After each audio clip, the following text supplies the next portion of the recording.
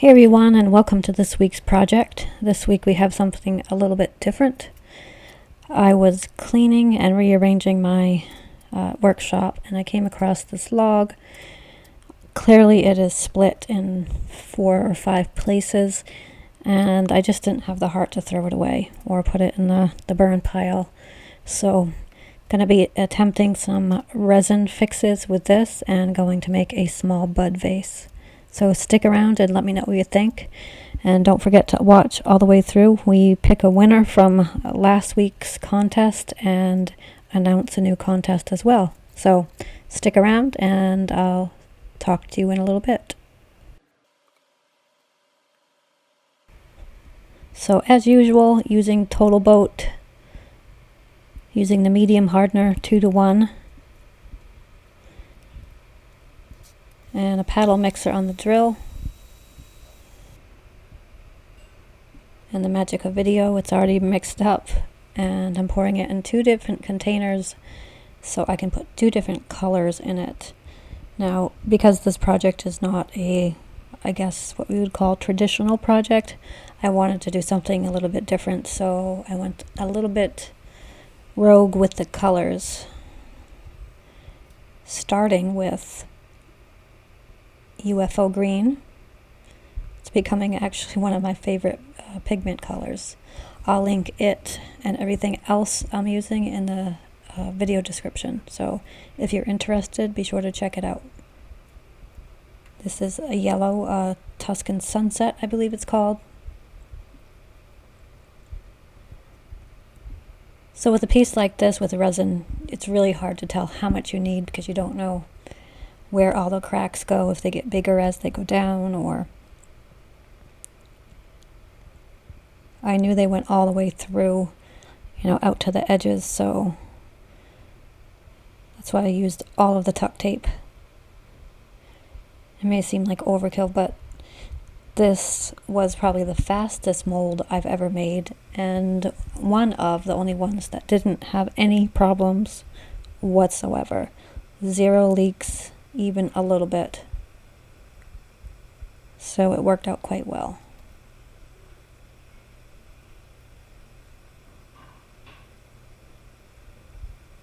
Again, I had no idea if this was going to work. I did not use a pressure pot. I prefer not to unless I'm casting something in the resin, like an object or something. The next day, getting it out of the mold, i.e. the tuck tape.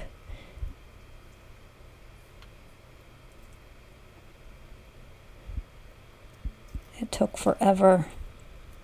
It probably took a solid 15 minutes to get the tape off, and I know I could have turned it off, but I was persistent. So using a faceplate here, getting it on really tight before I start turning, making sure the tailstock is up.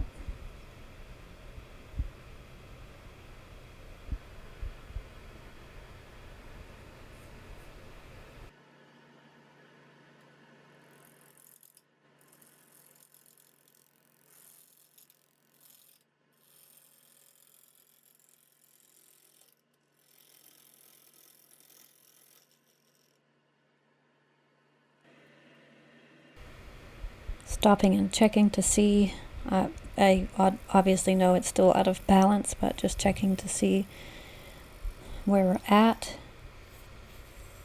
I have a glove on because the wood and resin, when it comes off at this speed, at a high RPM, it doesn't feel that good on the hand.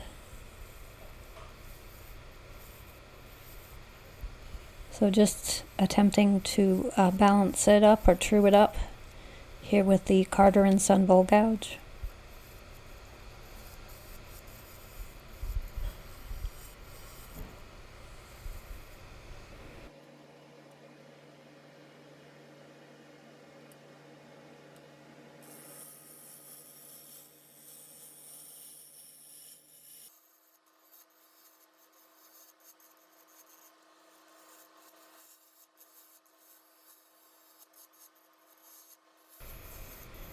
As it gets more into round, the speed goes up. I believe I'm at around 1200 RPM at this point.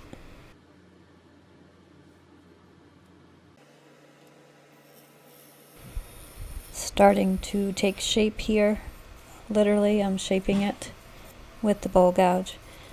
Now, if you've watched any of my other videos, you know that I like to change my mind part way through projects, and I actually did that twice in this project. So keep watching, and let me know what you think in the comments down below.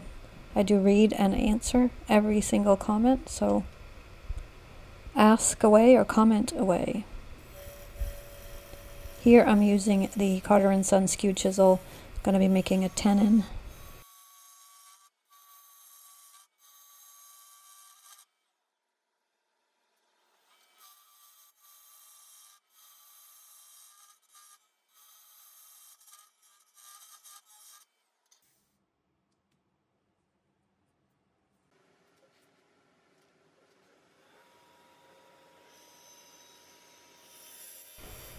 And after the tenon is pretty much done, I'm starting to shape the piece on the bottom, going for a bit of a curve.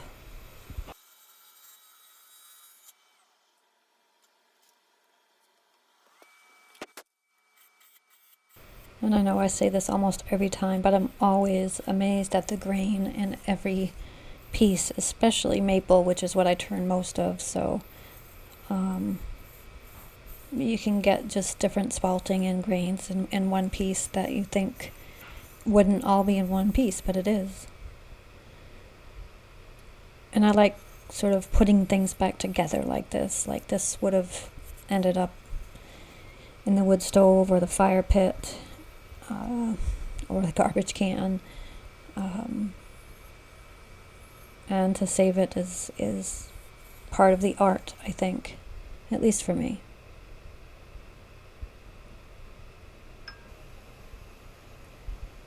Starting to sand with 80 grit. And then I remove it from the faceplate and reverse mount it in the 4-jaw chuck, such as this. And at this point I thought I was going for a curve at the top of the piece, but I changed my mind again.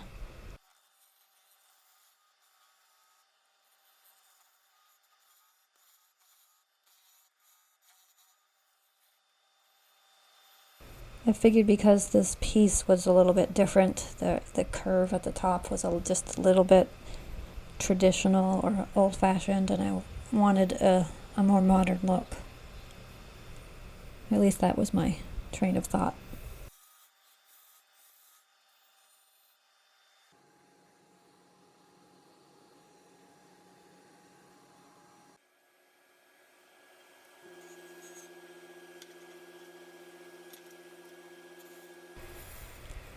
And shaping the top here.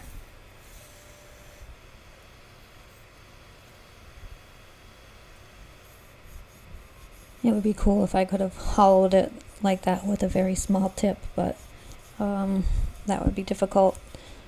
I don't have any specialty tools for hollowing. Not that kind of hollowing anyway. Maybe in the future.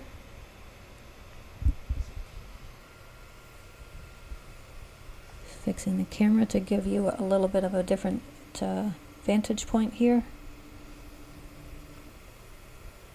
You can see the resin worked out nicely. Little to no chip out. Continuing to shape the piece on the top here.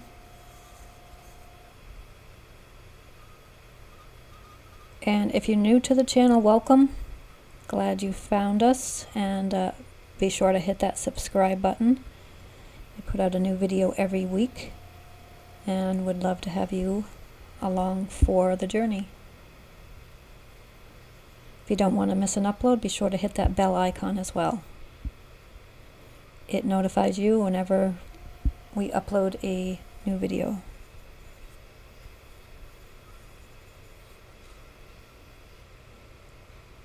It's interesting now that I've been doing YouTube for, I don't know, 2 years-ish. I would have to check, but maybe not quite 2 years, but around that. YouTube gives us analytics and statistics that show where people watch from, how long they watch, if they're subscribed or not subscribed, all kinds of things to help you or help your channel grow and reach new people. And the last time I checked, which was somewhat recently, it said that about 70% of the viewers that watch this channel are not subscribed. So if you're one of those, it's free to subscribe, just a reminder. Certainly no pressure, but it is free. Nothing else is asked of you. And I do appreciate all the viewers or subscribers, no matter which one you are, both or just one.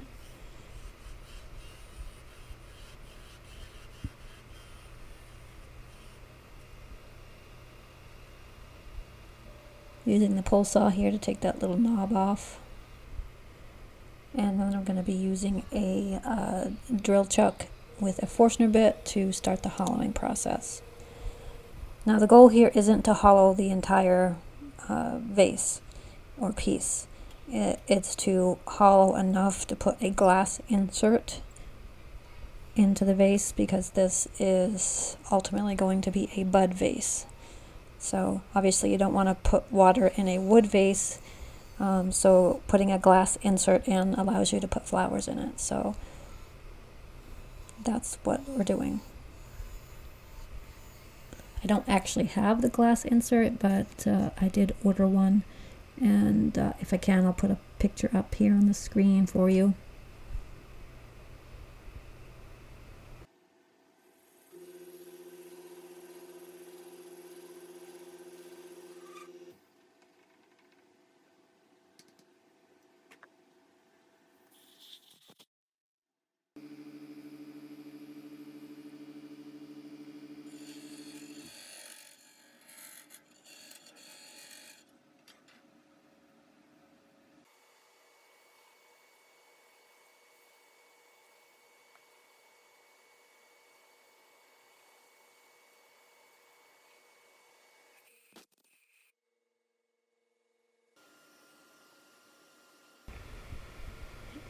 I'm going to use some denatured alcohol here to get all of the dust and debris off of the piece before using and applying sanding sealer here. And using one coat of sanding sealer on the outside and the inside. And then after that dries, I'm going to be using a Scotch-Brite pad, as you see here, to denib the piece and make it smooth before applying the Axe abrasive paste.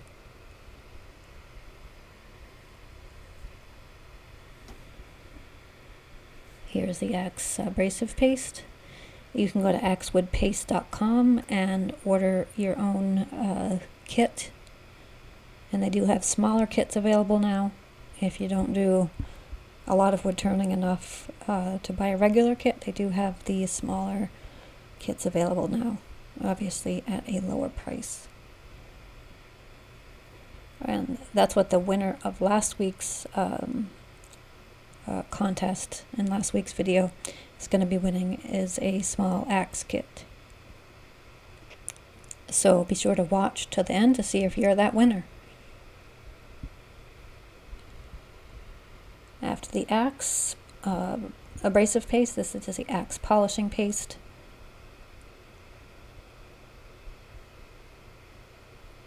Very, very easy to apply and leaves an amazing finish. And it's a finish that over time, if it dulls, which, you know, after, or if you just want to rebuff it, you can always put more polishing paste on and do that, which is what I love about it. Although with my pieces, I haven't had to reapply hardly at all. So here's the piece. Obviously I need to take the tenon off, but I will do that off camera and then get back to you with some beauty shots. And also don't go anywhere, because we'll be announcing a winner and a new contest. Putting my logo on with the branding iron here.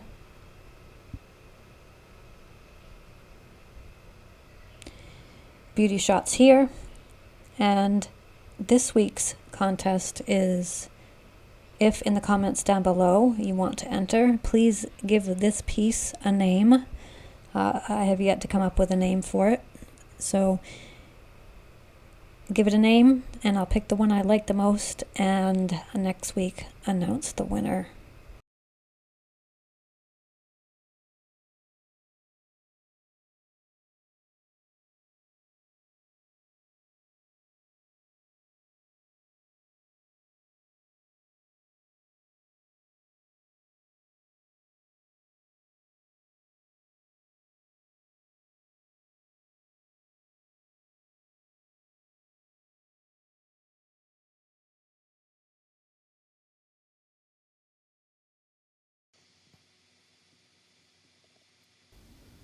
Alright, let's pick a winner for the small axe kit from last week's video.